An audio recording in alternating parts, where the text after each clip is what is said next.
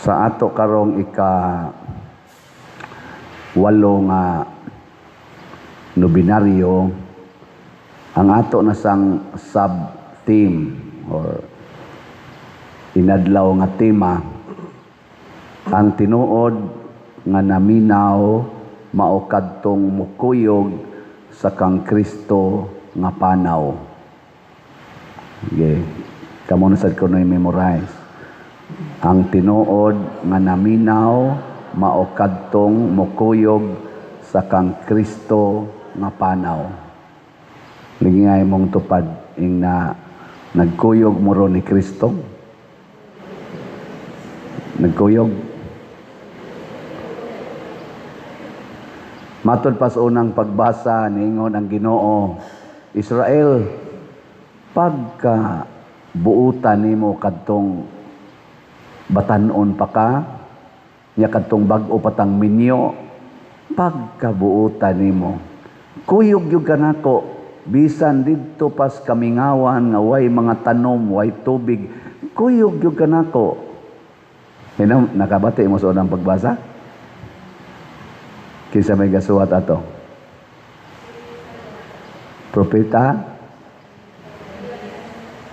Natuan na, nanaghap na. Jeremias. Jeremias.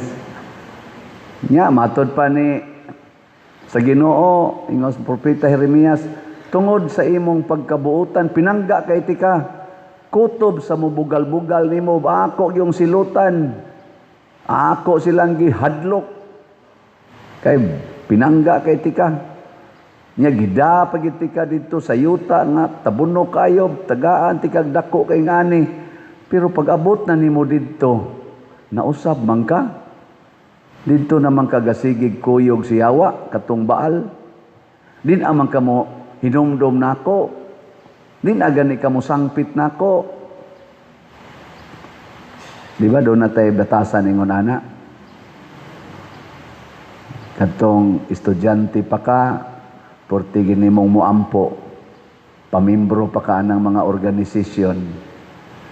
Sa dihang ni graduate na ka, board exam na sad, hikap sa tanang mga ribulto, tanang rosaryo, tanang eskapularyo, hala sabong Diyos liog, tanang nobinahan sa mga imposible, kanang mga nobina ni kisa nang naang San Antonio, Padua, Banpadiha, basta ka ng mga santo sa imposible, Santa Rita, Cassia, halag yun, nobina yun, purting buutana.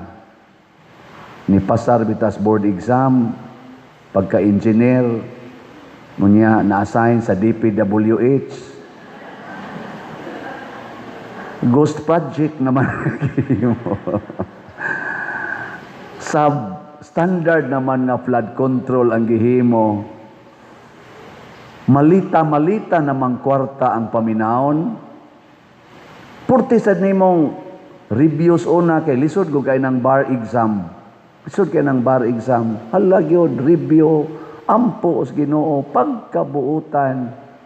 Ug tuod man ni pasar gyud nahimo ng lawyer, ni sikat pa gyud, na elected pa gyud pagka congressman, congresswoman, na elected pa gyud pagka presidente, baka ha, or executive, na elected pa gyud pagka senador. Karon lahi naman ka, bending the law naman, or neglecting the law, may naman kay kang motuis og balaod para lang gyud mawagtang ang salaod nga imong giprotektahan, nga mao ang korupsyon nga trilyon-trilyon. May naman kay kang mo imbestigar sa salin sa Vice Presidente nga ni-increase og pila to increase ato gikan sa 58 man tingali to million paghuman sa 18 ka tuig nahimo na karong 88 million. Moingon man din kang naa ni ill-gotten wealth,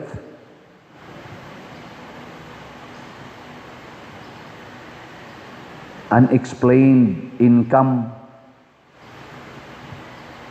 Pero naay senador nga daghan o congressman nga daghan nga portis ang pag-increase sa ilang salin sa mapananglit na akong tan-aw social media na may vlogger diha nga ning vlog o lawyer ba to nga ni tan-aw sa sampo lang dili ni pag single out, sampo lang. Usa ka senador na karon naa sa diha aktibo kayong ni prosecute aning nidaot aning atong vice presidente og ni bendalo og ni wagtang pagyud gani sa kanini ang Blue Ribbon Committee nga hearing para sa flood control. Ang iyang salin niadtong 2022 naaraman tingali ito sa mga mo dito, ito 58. Unya karon nahimo namang 244 million, upat lang katuig, 244 million naman. Nya wa man imbestigahi og ill-gotten wealth sa mga kunuhay mga lawyers nato diha sa kuan, legislative ug sa executive. Labi na gis NBI. Ngano wa man imbestigahi? Mao ba na imong paggamit sa imong giampuan sa Ginoo aron lang ka makapasar? Aron ka matagaan sa imong gipangandoy? Mao na nga matod pa ni Kristo ang ilang mga mata ila nang gitaptapan, ang ilang mga dunggan ila nang gisampungan. Nagtan-aw sila pero dili makakita.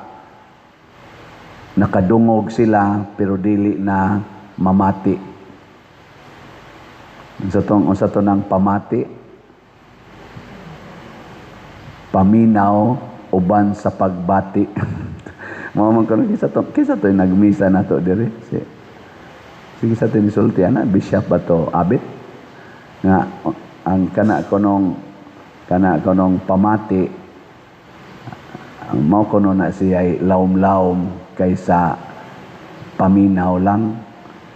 Kay ang sana kanang sa pangdungog kay makadungog ka pero mula po sa pikas dunggan wa ka kabati pero makadungog ka nya musod sa imong kasing-kasing mutugkad sa imong pagbati amo na nang namati ana no amot lang tinuod ba na pananglitan karon wa day kakita ang atong mga executives, legislatives, NBI pananglitan, DOJ pananglitan, ombudsman pananglitan. Wa gid sila kakita anang trillions karon nga nawa. Nga naa man na sa record. Wa gid sila kita. Ang ila ra gyud nakita kadto gyud 125 million nga sana sa titawag ato kanang confidential fund nagigastos vice presidente nya ilag yung i-impeach ang vice presidente tungod ana kadto bitaw kunong giapil man na nila ron kanang gisukmag ni BP Sara katong mayor pa siya ang sheriff dito sa Davao gisukmag niya mao na ro ilang isigig highlight ang pagsukmag pero ang hinungdan nganong nahitabo to di sila maminaw. Motong gisulti ni Senador Bongo ang hinungdan di ay do natoy mga nagide sila palisiya sa Davao nga wa gyoy demolition nga himuon basta wala pay relocation.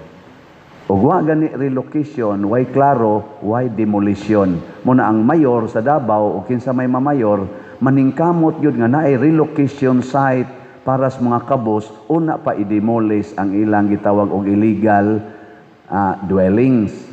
Nakaroon doon ay nahitabo dito nga nag-flash flood. Nya doon ay 31 mating ito kabukpatay. O nya gi-relocate usa sa evacuation center ang mga illegal settlers. Nya katong ilang puy-anan kanang demolisyono na to.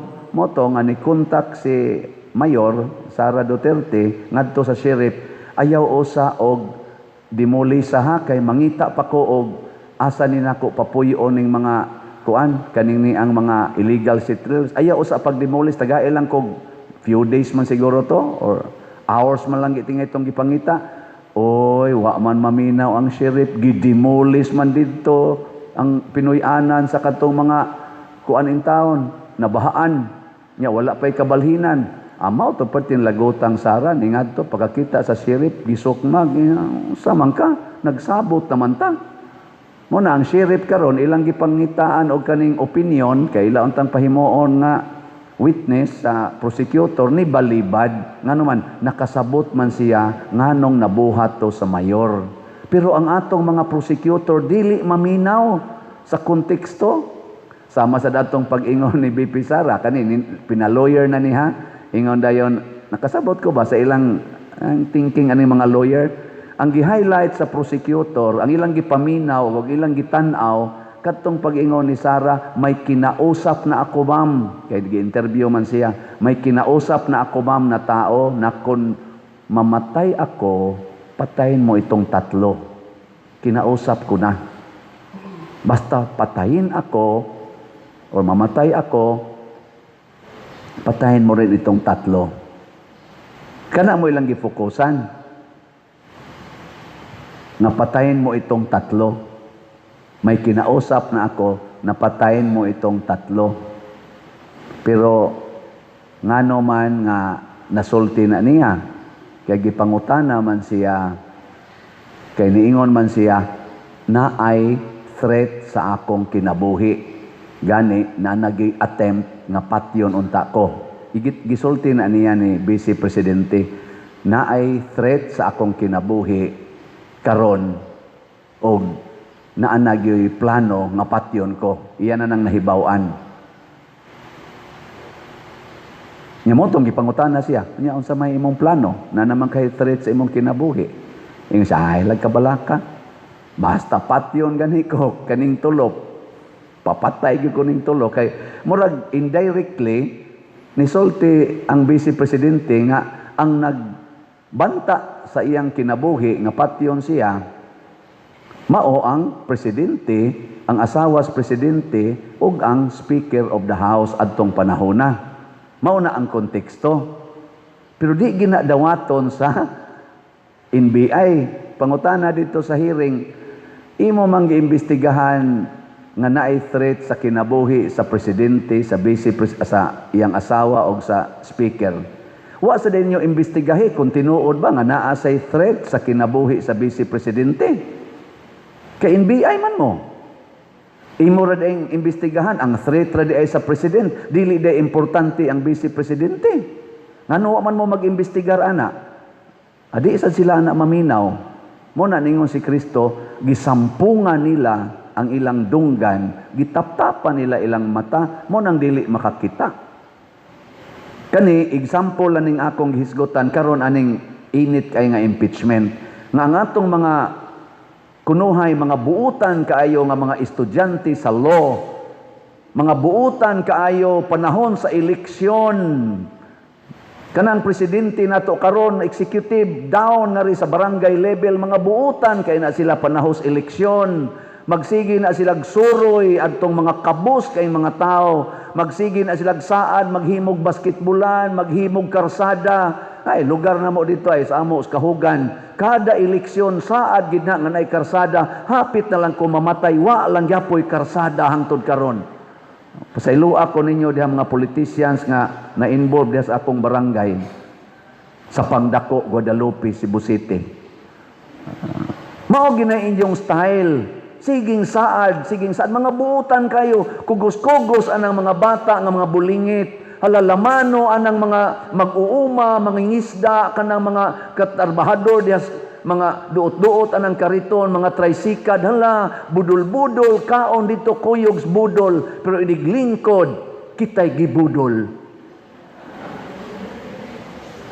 Muna giingon sa Ginoo diris unang pagbasa, pagkabuutan nimo, kuyog pataato, karon nagpahimos na ka naglingkod na ka sa akong gihatag nimo nga grasya, di naman ka kahinomdom nako. Di naman mo kahinomdom mga presidente hangtod sa barangay kapitan kadaghanan ninyo. Di naman mo mahinomdom sa mga masakiton nga naa sa atong public hospital, wa gani kahigdaan, ibutang las daplin hangtod mamatay usahay.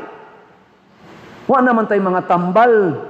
Inyo pag yung gikuha ang budget sa PhilHealth, wa pagiuli karon nga mga 60 billion ang nakuha, 89 billion rabat ato ang inyong kuhaon. May gani kay na kuanag TRO sa Supreme Court. Wa mo kakita pila kabuk namatay sa flood control dinhila sa atong parokya, pila kabuk nangamatay nga wa pagi makit-i karong uban.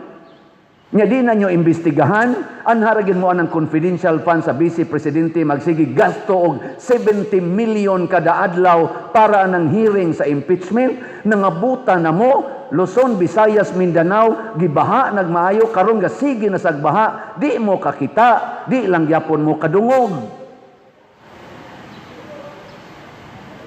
Si Santiago Apostol ang atong patron nakadungog sa panginahanglan sa kalag. Iyang gihatag ang iyang kinabuhi. Namatay siya tungod sa iyang pagpamati sa agulo sa kalag na makasasala. Si Jesus namati nato, naminaw nato, nanaog siya gikas langit, padung nga ris kalibutan, haron magantos o magpakamatay, aron maluwas ta. Si San Roque nagantos, naminaw sa panginahanglan sa mga masakiton, hangtod nataptan siya sakit, patay pagid siya sakit.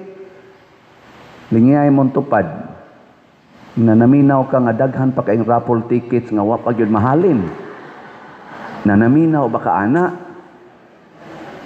Ikaw sige mo jud kag luhod-luhod dining Santiago Apostol karon pista niya, ticket nato perti pandaghana halinonon napay 199,000 ka tickets wa pa mahalin. Kaya nga tong halin 51,510 pa ka tickets. Naminaw mo ana. Nya unsa man inyong buhaton? Basig naminaw ra mo pero wa mamati. Unsa ganitong pamati? Paminaw uban ang pagbati. Ana no. Mao na importante kayo sama sa ninyo des pamilya, nagtan-aw mo sa inyong bana kamong mga asawa nga nahubog. Nganong imo mangyawyawan? Ngano man? Kay naminaw ra ka sa imong kaugalingon nga di ka gusto og banang palahubog. Pero wa gani ka bangutana nganong nahubog siya. Basig nahubog na tungod kay nahiubos siya nimo. Kay sigihan nimo gyaw-yaw. Mo nang maingon siya, puslan mangway nagmahal, bir paday. Kulapo paday. Tuba paday. Puslan mangway nagmahal. Di ba? Ngano man mong mga bana ang inyong asawa nakabit sa pare pananglitan. Nganong masuko mamos pare? Wa mo mamati. Nganong nahitabo na? Masin ang imong asawa wa na sa ka-feel nga imong gipangga. Mao nang nagliktor na lang siya diri simbahan. Nya kay ang pare may mang mo pangga. Mao nang nahulog ang loob. Ha?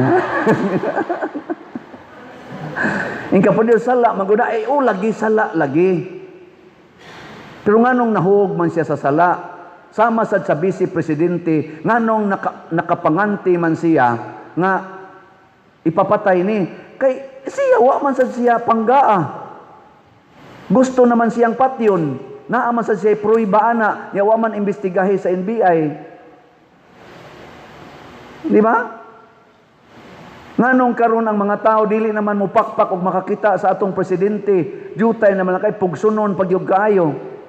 Ngano man, nya ari ka sa Vice Presidente, mura man sila og kanang mga isda nga kanabitang gurami, ang sa naitawagan na kanang naasapa, nga imong iksahan ganig.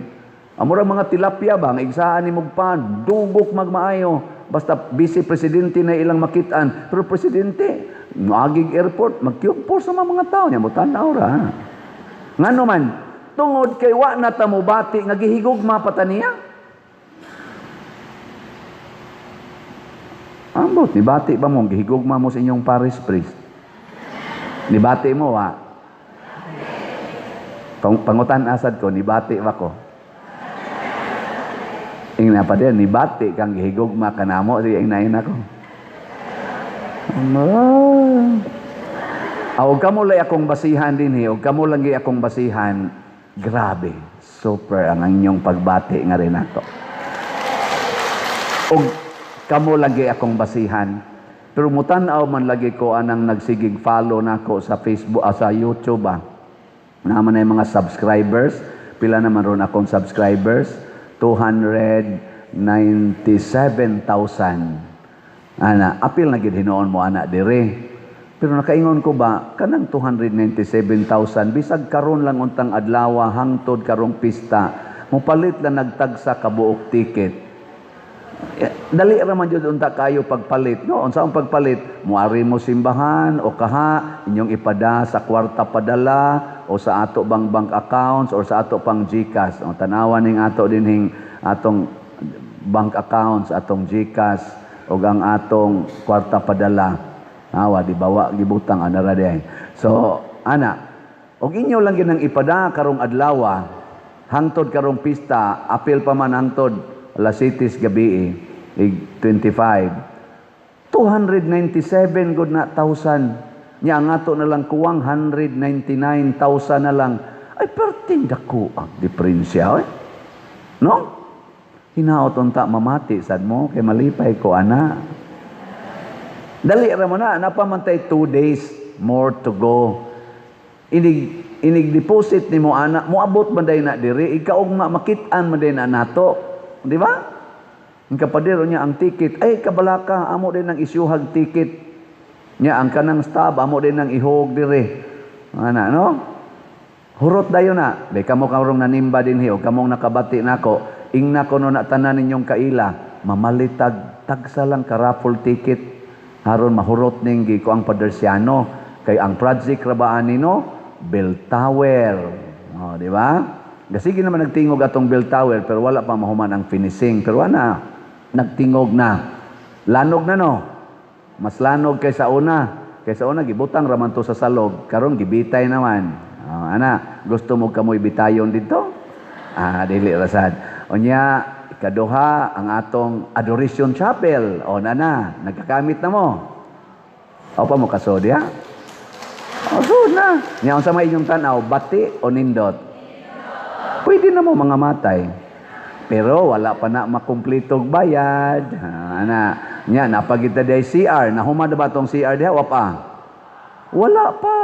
Nya, napagita dihay buta pumiro nga atong himuon na dihang Walk of Apostles. Nahumad ba na? Wapa?